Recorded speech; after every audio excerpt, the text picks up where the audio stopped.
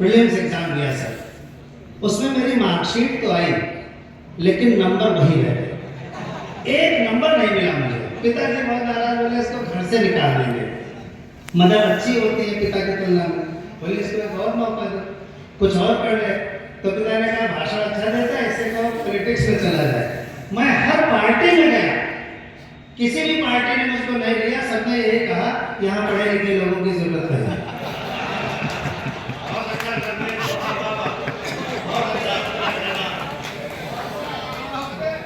तो भाई साहब आए हैं, मैं आपका स्वागत करता हूँ सर।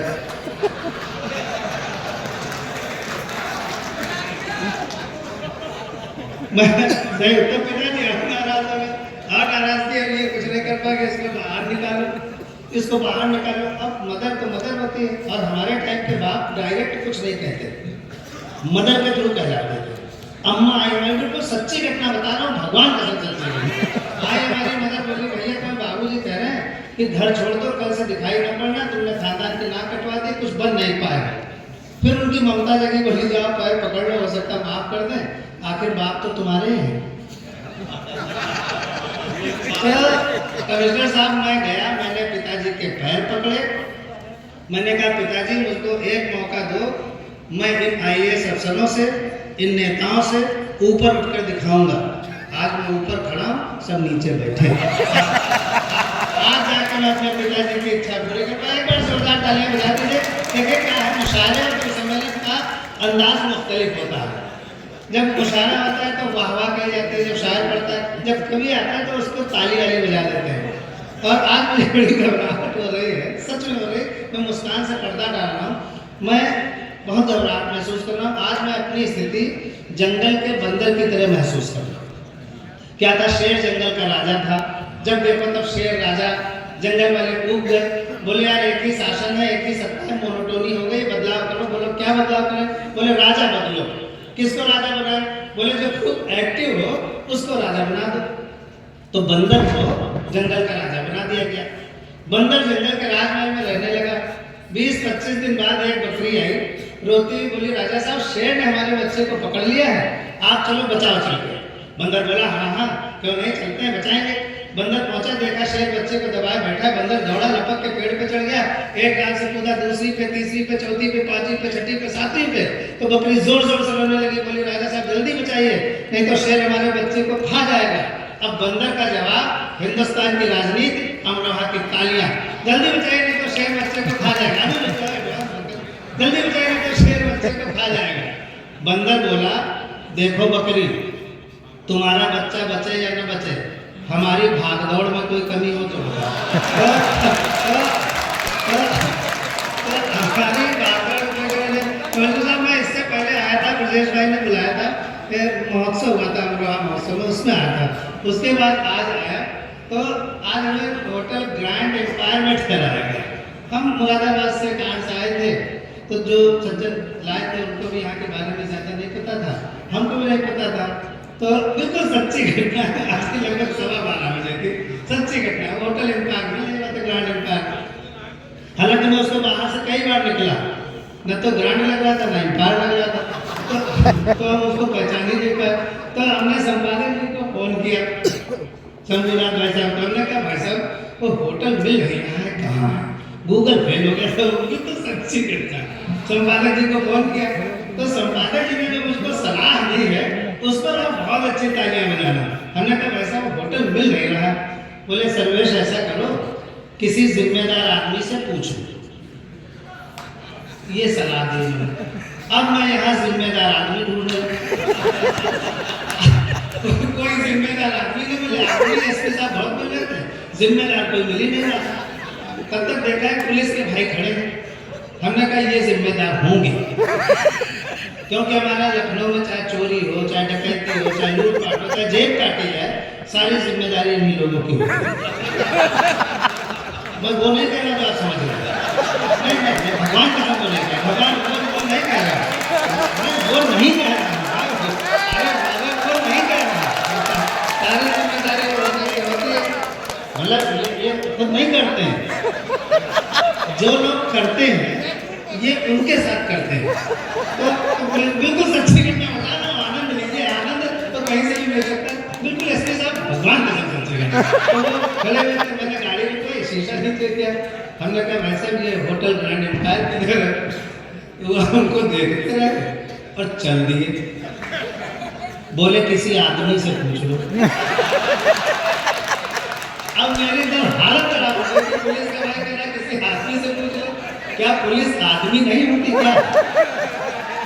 लेकिन हमें पहुंचने की जल्दी थी, थोड़ा आगे बढ़े तो जीप खड़ी थी, उसमें अफसर बैठे थे पुलिस के, तो मैं उतर के गया। मैं आप लोगों को भी ये बताना चाहता हूँ कि अगर आप किसी अफसर के पास जाएं तो उतर के जाएं, वरना वो आपकी उतार दें। तो हम उतर के गए, हमने कहा सर ये होटल ग्रैंड एम्पायर, बिल्कुल सच्ची घटना है, बोलने वाला से जुड़े रहिए। हमने कहा सर ये होटल ग्रैंड एम्पायर का है। बोले क्यों? हमने कहा आपको वहाँ जाना है। बोले क्यों? हमने कहा ठहरना। बोले क्यों? हमने कहा अमृत विचार का कवि सम्मेलन है। बोले क्यों? अच्छा ये हमको भी नहीं पता क्यों? तो हमको भी नहीं पता कि हमने कहा कवि सम्मेलन में जाना है और मैं कवि। बोले तुम कवि हो? देखने में तो आतंकवादी है। तो हमने उनसे पूछा आतंकवादी होता क्या? मैंने की भाषा शुरू करता हूँ। सब यहाँ पर बहुत ज़हीन लोग हैं और ज़हीन क्या बहुत महीन लोग हैं और खूब समझ जाएंगे सब। हमने पुलिस अफसर से पूछा महोदय बता सकते हैं? मंच का आशीर्वाद चाहता हूँ, तवज्जो तो मंच देते ही रहता है लेकिन आशीर्वाद भी दे दे। हमने पुलिस अफसर से पूछा महोदय बता सकते हैं ये आतंकवादी किसे कहते हैं? महोदय बता सकते हैं ये आतंकवादी किसे कहते हैं? वो बोले हत्या कर दो। अब इसके बाद व्यंग्य की भाषा समझ जाना तो ताली बजना ठीक है। बोले हत्या कर दो, पकड़े गए तो अपराधी वरना आतंकवादी। पकड़े गए अपराधी वरना आतंकवादी। एसपी साहब ध्यान से देख लो, कहीं निकल बेटा बाहर। ऐसा मंची वर्ग का शेर हूँ, बाकी मैं निहायत बुज़दिल आदमी। मैं लखनऊ से आया हूँ। लखनऊ आपकी राजधानी है, अमरोहा राजधानी नहीं हो सकती उत्तर प्रदेश की। यहाँ ये अदबी राजधानी तो हो सकती है लेकिन सियासी राजधानी नहीं है। वहाँ पर एक विधानसभा मार्ग है। विधानसभा मार्ग उस सड़क को कहते हैं जिस पर विधानसभा बनी होती है। जिस सड़क पर विधानसभा बनी होती है उसको विधानसभा मार्ग कहते हैं। जिस सड़क पर विधानसभा नहीं होती उसको महात्मा गांधी मार्ग कहते हैं। तो उसमें बहुत सारे लोग, अब मैं व्यंग्य की भाषा बोलता रहूँगा, आप समझते रहना। वहाँ पर बहुत सारे लोगों से मुलाकात हो जाती है, कभी कोई डॉक्टर, कभी कोई इंजीनियर, कभी कोई शायरा, कभी कोई पपलू भी मिल जाता है। तो अभी जब लोकसभा इलेक्शन हो रहा था तो उसके 2 महीने पहले मैं वहाँ से गुजर रहा था, बिल्कुल सच्ची घटना, भगवान की सच्ची गुजर रहा था वहाँ से। तो एक गिरगिट मिला हमको। गिरगिट आप लोग जानते ही होंगे, हम लोग होते हैं उसी की तरह शो नहीं करते हैं। गिरगिट मिला, उससे मैंने छोटी सी बात की। लखनऊ के विधानसभा मार्ग पर, लखनऊ के विधानसभा मार्ग पर इधर से उधर ये जो अपॉर्चुनिस्ट पॉलिटिशियंस होते हैं उन पर ये सटा करने की कोशिश की है। लखनऊ के विधानसभा मार्ग पर इधर से उधर और उधर से इधर और फिर इधर से उधर जा रहे गिरगिट नरेश से हमने पूछा, नरेश मैंने राजा, गिरगिटों का राजा, गिरगिट नरेश से हमने पूछा गिरगिट जी बता सकते हैं अपने और नेता के बीच आपसी संबंध को तुलनात्मक रूप से समझा सकते हैं? तुलनात्मक मतलब the comparative study between the two, the comparative study between the two. अपने और नेता के बीच आपसी संबंध को तुलनात्मक रूप से समझा सकते हैं? गिरगिट बोला अस्थाना जी किसी गिरगिट की नेता से तुलना करना महापाप। किसी गिरगिट की नेता से तुलना करना महापाप है क्योंकि रंग बदलने के मामले में नेता गिरगिट का बाप है। तो कभी-कभी होता है, सोचो कुछ लोग हो जाता है। जब मैं महोत्सव में आया था तो लगभग 10,000 लोग थे। यहाँ छोटा कैंपस है लेकिन फिर भी बहुत बड़े लोग हैं, खूब लोग सुने। महोत्सव में जो यहाँ का अदीब है वो नहीं आया था लेकिन यहाँ सारे अदीब भी बैठे हुए, बदली हुई परिस्थिति मिलती है। ऐसे आप सोचो कुछ कभी हो कुछ जाए। सुनिए फिर मैं लिख के छोड़ेगा। हम अपने मित्र नेताजी के घर गए। हम अपने मित्र नेताजी के घर गए देखा नेताजी मर गए। बदली हुई परिस्थिति। आप व्यंग्य की यात्रा कीजिए। हम अपने मित्र नेताजी के घर गए, देखा नेताजी मर गए। हमने उनकी पत्नी से पूछा, भाभी जी नेताजी कैसे मर गए? क्या रस्सी से लटक कर आत्महत्या कर गए, या फिर कोई जहर पिया था, अथवा कोई एसिड लिया था, या फिर कोई जहरीला पाउडर फांका था? कोई जहर पिया था, अथवा कोई एसिड लिया था, या फिर कोई जहरीला पाउडर फांका था? वो बोली, भाई साहब ना ही ये रस्सी से लटक कर मरे हैं, ना ही कोई जहर पिया था, ना ही कोई एसिड लिया था, ना ही कोई जहरीला पाउडर फांका था, लेकिन लाख मना करने के बावजूद कल शाम अपने गिरेबान में झांका था। वाह वाह वाह वाह।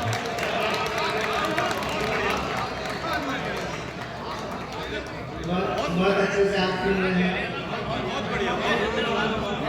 नहीं, छड़िका में मुकर्रर नहीं कहा जाता, इसमें मुकर्रर नहीं कहा जाता। नहीं, वंश मोर मुकर्रर का अंग्रेजी अनुवाद है। आप हमको देखिए, आप मोबाइल से हमको कर रहे हैं रिकॉर्ड, क्या फायदा? आप ना तो मुझे ठीक से सुन पा रहे हैं, ना ठीक से रिकॉर्ड कर पा रहे हैं। वो हाथ हिल रहा है आपका और आप उधर ही देख रहे हो। कोई बात नहीं। तो होता है। एक और व्यंग्य रखता हूँ कमिश्नर सर, जो सरकारी जांचें होती हैं, विभागीय जांचें। मैं पेशे से पत्रकार हूँ, 40 साल पत्रकारिता के भी हो गए, लेकिन विभागीय जांच में कभी विभाग का कोई आदमी मुझे दोषी पाता हुआ दिखा नहीं। होता होगा तो अखबारों में तो नहीं आता।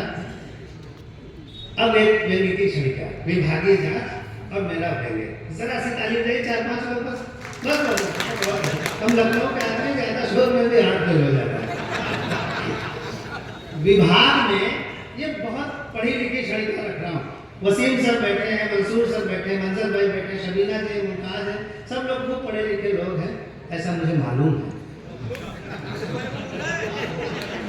विभाग ने, सुनिएगा, विभाग ने पुल पर ये इल्जाम लगाया, पुल पर विभाग ने पुल पर ये इल्जाम लगाया कि सारा सीमेंट और लोहा इसी पुल ने खाया।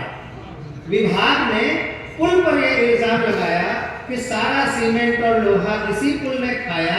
पुल बहुत घबराया, अपने आप को निर्दोष बताया। पुल बहुत घबराया, अपने आप को निर्दोष बताया कि हुजूर सारा सीमेंट और लोहा मैंने नहीं पाया। शब्दों पर ध्यान दीजिएगा। हुजूर सारा सीमेंट और लोहा मैंने नहीं पाया, मेरे हिस्से तो बहुत सारा सा है। सारा सीमेंट और लोहा मैंने नहीं पाया, मेरे हिस्से तो बहुत जरा सा आया, लेकिन उसकी एक नहीं सुनी गई, उसकी हर दलील जांच कमीशन के सामने धुनी गई। आखिरकार फैसला पुल के विरोध में ही आया, पुल के विरोध में। आखिरकार फैसला पुल के विरोध में ही आया कि सारा सीमेंट और लोहा इसी पुल ने खाया।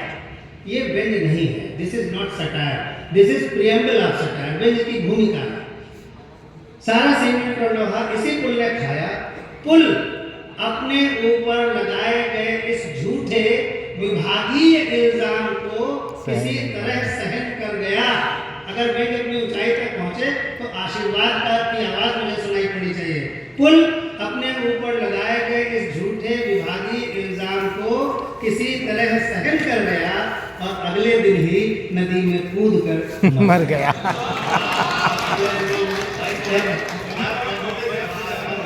नदी में कूद कर मर गया। मुझे बहुत सारे लोग होटल में भी आए थे, और चूंकि वो उससे वायरल हो गया वो दुबई वाला, ये सब अंदाजे में और तो ये है। लेकिन मैं एक खादिम हूँ, मैं उर्दू सीखता रहता हूँ। एक दिन मैं वसीम सर के पास गया, मैं सर एक प्रश्न आपसे पूछना है। वसीम साहब बहुत मुस्कुराते हुए और बहुत अच्छी बीट की है उनके वसीम साहब की। हमने कहा सर एक सवाल आपसे पूछना है। बोले पूछ बेटा पूछ। हमने कहा सर ये बताइए कि जहन्नम होता है कि जहन्नुम होता है? सवाल ठीक था, मुस्कुराए। बोले तुमको इससे क्या मतलब है? जाना है चले जाओ। तुमको जाने से मतलब तो ये कंप्लीट होती है। अच्छा लगता है, बहुत अच्छा लगता है, बहुत शानदार लगता है। तो मैं वो कविता सुनाता हूँ। मैं फ्रेंच कट दाढ़ी रखे हूँ। पहले मैं क्लीन शेव रहता था, क्या है सर, हास्य की कविता में थोड़ी सी भूमिका बनानी पड़ती है। मैं पप्पू जी जैसा मैं विद्वान नहीं हूँ, तो उससे अर्थ बताता हूँ। बस भूमिका है कि मैं क्लीन स्टेट रहता था और मेरी शादी नहीं तय हो पा रही थी। हम 10 भाई बहन हैं, कोई ससुर आता ही नहीं, कोई ससुर आता ही नहीं था। अच्छा, मैं लड़की भी नहीं था कि किसी के साथ भागी जाता, जहाँ माँ बाप मानते नहीं होते, कोई ससुर आता ही नहीं था। एक आया, उसने हमको देखा और चल गया। पिताजी ने कहा, भाई साहब क्यों जा रहे हैं? बोले, इससे कौन शादी करेगा, ये तो बच्चा। मैंने पूरी खूब दाढ़ी रख ली। दूसरा आया, वो भी चल गया। पिताजी ने कहा, आप क्यों जा रहे हैं? बोले, इससे कौन शादी करेगा, ये तो गुंडा। तब मैंने मध्य मार्ग अपनाया। फिर भी कोई प्रपोजल नहीं आया। लखनऊ में मुशायरा था, वसीम सर आए हुए थे दुकान में, हमने इनका आमंत्रित कर दिया घर पे। वसीम सर बैठे हुए और पिताजी बैठे हुए, पिताजी मुंह लटकाए बैठे। वसीम साहब ने पूछा, भाई साहब क्या बात, इतना दुखी क्यों है? जुड़े रहिएगा, बिल्कुल सच्ची घटना, दुखी क्यों है? तो पिताजी बोले, किसी तरह सर्वेश की भी शादी हो जाती तो हम गंगा नहा लेते। अच्छा, हमारे उत्तर भारत में, हमारे यहाँ हिंदुओं में, जब कोई अच्छा या बुरा काम कंप्लीट होता है तो गंगा नहाई जाती है। हम ये नहीं समझ पा रहे थे, पिताजी मेरी शादी को अच्छा काम समझ रहे हैं कि बुरा काम समझ रहे हैं। वसीम साहब ने कहा कि ऐसा करो, वैसा इसका एक मैट्रिमोनियल विज्ञापन निकलवा दो, शादी का विज्ञापन, हो सकता है कोई पार्टी फंस जाए। तो हमारा मैट्रिमोनियल विज्ञापन निकलवाया गया। उसमें मेरी उम्र 28 साल छपनी चाहिए थी, लेकिन वो गलती से 82 साल छप गई। अब मैं अखबार का नाम नहीं बताऊंगा, आप जान जाए।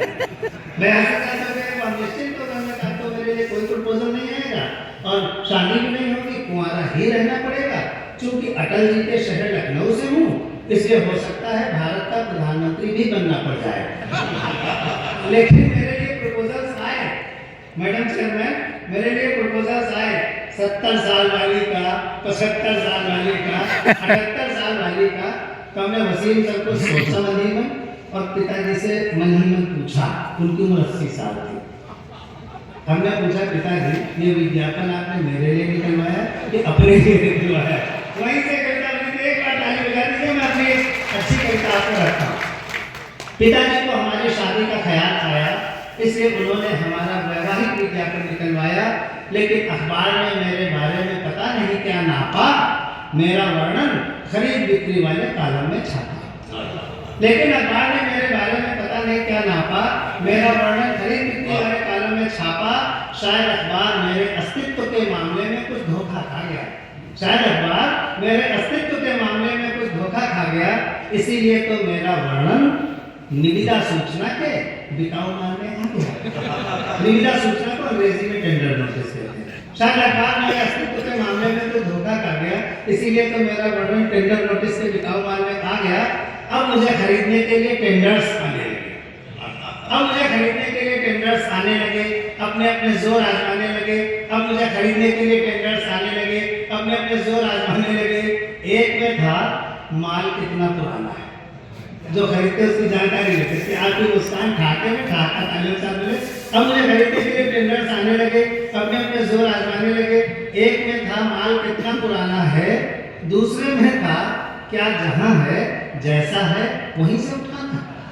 एक में था माल कितना पुराना है, दूसरे में था क्या जहां है जैसा है वहीं से उठाना है। तीसरा पूछ रहा था मशीनरी की क्या कंडीशन है। चौथा में बढ़ावा शामिल है, तीसरा पूछ रहा था मशीनरी की क्या कंडीशन है, और चौथा जानना चाह रहा था क्या एक बार ट्राई करने की परमिशन है। पिताजी को लगा मामला तो संगीन होता जा रहा है। अच्छा खासा नौकरीशुदा विवाह योग्य बेटा लगता है बिगड़ी हुई मशीन होता जा रहा है। इसलिए पिताजी ने अखबार को उसकी गलती के मामले में कंप्लेंट दर्ज कराई। अखबार ने भूल सुधार की और अगले दिन मेरे बारे में सूचना किराए के लिए खाली ले आए। चाय वाला आ गया है, इसको रोका नहीं जा सकता, चाय वाले को नहीं रोका जा सकता। थोड़ी कोशिश हुई थी लेकिन फिर भी नहीं रुका। तो बैठ गया, इनको भी नहीं पता है कि ये चाय दे रहे हैं और मेरा चूरमा हो रहा है।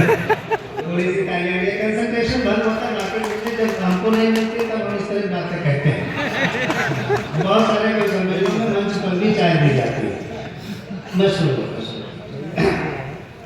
नहीं रहने दीजिए विजय जी, रहने दीजिए, वो सब मैं ये सब मेरे परफॉर्मेंस का हिस्सा है। वो अपना काम कर रहा है, अगर वो नहीं देगा तो आप कल पेमेंट नहीं करेंगे। मैं सर लखनऊ से कमिश्नर साहब हरदोई जा रहा था, मैं मूल रूप से हरदोई जिले का, पार से हम जा रहे थे, हमारे भैया थे, बिल्कुल सच्ची घटना बता रहा। तो संडीला के पास पहुंचे तो देखा सड़क के किनारे दो मजदूर काम कर रहे हैं, एक गड्ढा खोद रहा है और दूसरा मजदूर उसी खुदी हुई मिट्टी को वापस गड्ढे में डाल रहा है। हमने गाड़ी रोकी, हमने कहा भैया तुम लोग क्या कर रहे हो, ये गड्ढा खोद रहा है, दूसरा मिट्टी डाल रहा है, वही मिट्टी। बोला सर ऐसा है बाबू जी, हम लोग मनरेगा के मजदूर, यहाँ वृक्षारोपण होना था, हमको गड्ढा खोदना था, तीसरे को पेड़ लगाना था और इनको मिट्टी डालनी थी। पेड़ लगाने वाला छुट्टी पे है, हम अपना काम कर रहे हैं, तो उसको अपना काम करना चाहिए। तो अगले दिन मेरे बारे में सूचना किराए के लिए खाली में आई, अखबार में भूल सुधार की और अगले दिन मेरे बारे में सूचना किराए के लिए खाली में आई। कई किराएदार आए, कुछ तो साथ में एडवांस कर रहे हैं। फिर मेरी शादी हो गई सर। मेरे ससुर साहब प्रोफेसर अंग्रेजी के थे, उसके केमिस्ट्री के थे, बहुत सज्जन, निहायत सज्जन, इतने सज्जन कि हम लोग उनको, उनका नाम ऋषिकेश रख दिया था। बड़े सारे साहब, मैं सच्ची घटना इसलिए शेयर कर रहा हूँ कि मुस्कान कहाँ से निकल आती है। बड़े सारे साहब हमें देखने आए संजय भाई, तो उनको देख के जब गए तो फादर इन लॉ से कह रहे हैं कि पापा लड़का तो अच्छा है, नौकरी भी बहुत अच्छी करता है, तनख्वाह भी अच्छी है, लेकिन कमी है। तो मेरे भोले भाले ससुर साहब बहुत भोलेपन से कह रहे हैं कोई बात नहीं, एक आध कमी तो सब में होती है। तो अगले दिन मेरे बारे में सूचना किराए के लिए खाली में आई। कई किराएदार आए, कुछ तो साथ में एडवांस तक लाए। कई, अब आप लोग संजीदा हो जाइएगा, अब कविता का असली पार्ट शुरू होता है। कई किराएदार आए, कुछ तो साथ में एडवांस तक लाए। एक किराएदार से पिताजी ने पूछा महोदय कौन है आप। एक किराएदार से पिताजी ने पूछा महोदय कौन है आप। वो बोला पढ़ी लिखी जवान बेटी का गरीब बाप। हुजूर कौन है आप। वो बोला पढ़ी लिखी जवान बेटी का गरीब बाप। आपने सूचना निकाली है कि आपका नौकरीशुदा विवाह योग्य बेटा किराए के लिए खाली है। हालांकि मैं आपको मुंह मांगी रकम कभी नहीं दे पाऊंगा, लेकिन वादा करता हूं कि अपना घर द्वार बेचकर कम से कम साल 2 साल के लिए किराए पर अवश्य ले पाऊंगा। आप मुझे हताश मत कीजिएगा, इनको और गहरा कीजिए, फीलिंग्स को गहरा कीजिए। मैं बड़ी बात करने की कोशिश कर रहा। हालांकि मैं आपको मुंह मांगी रकम कभी नहीं दे पाऊंगा, लेकिन वादा करता हूं कि अपना घर द्वार बेचकर कम से कम साल 2 साल के लिए किराए पर अवश्य ले पाऊंगा। आप मुझे हताश मत कीजिएगा, इस गरीब बेटी के बाप को निराश मत कीजिएगा। आप मुझे हताश मत कीजिएगा, इस गरीब बेटी के बाप को निराश मत कीजिएगा, क्योंकि इससे मेरा कल्याण हो जाएगा। भले साल 2 साल के लिए ही सही, पर एक निर्धन बेटी को सुहाग तो मिल जाएगा। भले साल 2 साल के लिए ही सही, पर एक निर्धन बेटी को सुहाग तो मिल जाएगा और मेरी समझदार बेटी आपका पूरा किराया अदा कर जाएगी। आप समझ चुके हैं कि मैं किस समस्या की तरफ इशारा कर रहा हूँ। और मेरी समझदार बेटी आपका पूरा किराया अदा कर जाएगी और आपका इशारा पाते ही किसी न किसी वजह से मर जाएगी। तब आप किराया बढ़ा दीजिएगा, तब आप किराया बढ़ा दीजिएगा, अपने बेटे को दूसरी जगह उठा दीजिएगा। तब आप किराया बढ़ा दीजिएगा, अपने बेटे को दूसरी जगह उठा दीजिएगा, क्योंकि दहेज के मौसम में, अब ये जो 2 पंक्तियां मैं कहने जा रहा हूँ, उस पर मंच से लेकर कमिश्नर साहब तक होते हुए पीछे तक की सहमति चाहता हूँ कि अगर सही बात हो तो आप सहमति दीजिएगा और उस पर अमल करने की कोशिश कीजिएगा। क्योंकि दहेज के मौसम में आजकल ऐसे भी दिन आने लगे हैं कि माँ बाप अपने विवाह योग्य बेटों को किराए पर उठाने लगे और गरीब माँ बाप की बेटियां इसी तरह अपनी गरीबी का प्रायश्चित करती रहती हैं। इसीलिए तो शादी के बाद बहुत जल्द किसी न किसी वजह से मरती रहती हैं। तो भाइयों बहनों, ये जो मैं आपको हंसता मुस्कुराता, मेरा कार्यकाल समाप्त हो रहा है, तो भाइयों बहनों, ये जो मैं आपको हंसता मुस्कुराता खिलखिलाता स्माइल मैन दिख रहा हूँ, असलियत ये है कि मैं एक दहेज लोभी बाप का बेटा हूँ और हर साल किराए पर दे रहा हूँ, हर साल किराए पर दे रहा हूँ। बहुत बहुत धन्यवाद। जिंदाबाद कभी बहुत अच्छा एक लेन था। लेन की रचना सुनाते सुनाते समाज की कैसी कड़वी सच्चाई बयान करते हैं हमारे भाई सर्वेश अस्थाना। और